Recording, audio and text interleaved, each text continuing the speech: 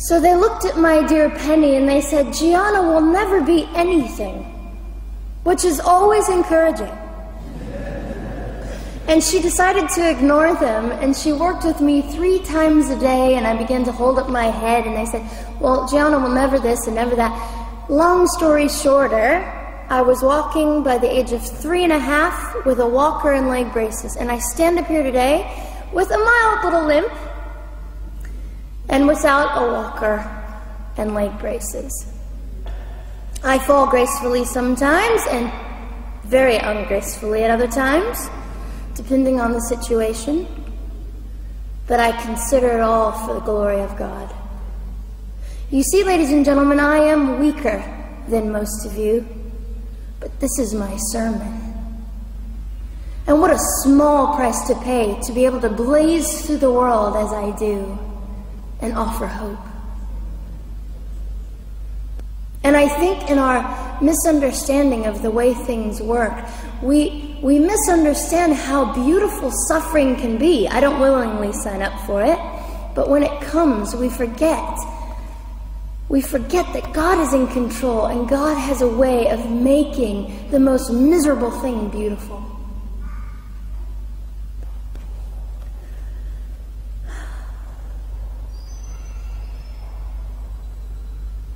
I have met my biological mother. I have forgiven my biological mother. I am a Christian.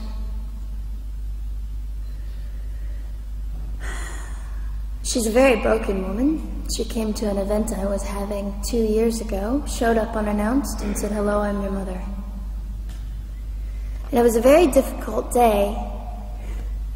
And yet, while I was enduring all of this, you'll probably think I'm silly, but I was sitting there and I was thinking, I don't belong to you. I belong to Christ. I'm his girl, and I'm a princess. So no matter what you say, in all your anger and brokenness and rage, it's not mine to keep.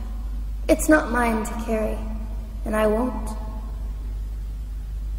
I was saying all this inside. So ladies and gentlemen, you have an opportunity. But for just a brief moment, I would like to speak directly to the men in this room and do something that is never done. Men, you are made for greatness. You are made to stand up and be men. You are made to defend women and children, not stand by and turn your head when you know murder is occurring and do nothing about it. You are not made to use women and leave us alone. You are made to be kind and great and gracious and strong and stand for something. Because men, listen to me. I am too tired to do your job. Women, you are not made for abuse. You are not made to sit and not know your worth and your value. You are made to be fought for forever. So now is your moment. What sort of people are you going to be? I trust incredible. I trust, men, you will rise to the occasion. To the politicians listening, particularly to the men, I would say this: you are made for greatness. Set your politics aside. You are made to defend what is right and good.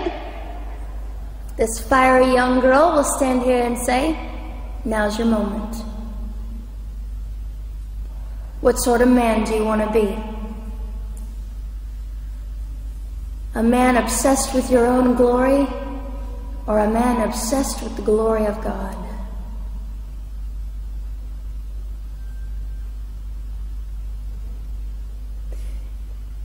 It's time to take a stand, Victoria. This is your hour. God will assist you. God will be with you. You have the opportunity to glorify and honor God in 2008. I'll just end with this. Some of you might be slightly annoyed that all I keep doing is talking about God and Jesus. But how on earth can I walk about limping through this world and not give all my heart and mind and soul and strength to the Christ who gave me life? So if you think I'm a fool, it's just another jewel in my crown. My whole intent in living here is to make God smile. I hope some of this made sense. It just came from my heart. God bless and keep you.